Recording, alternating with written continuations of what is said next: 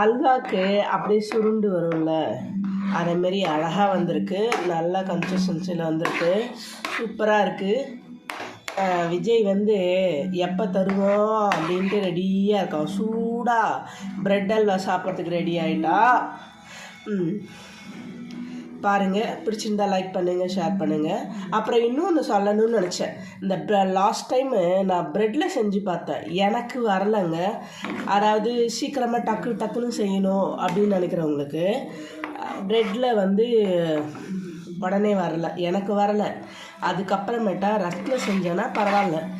ப்ரெட்டில் வந்து எண்ணெய் நிறையா ஊற்றி தான் செய்வாங்க, அதில் ஃப்ரை பண்ணி தான் செய்வாங்க. அது மேரேஜுக்குள்ள செய்வாங்க. அது நிறைய 1 கிலோ 2 கிலோ அதை மாதிரி ஒரு 10 கிலோன்னு செய்கிறப்போ வரும்.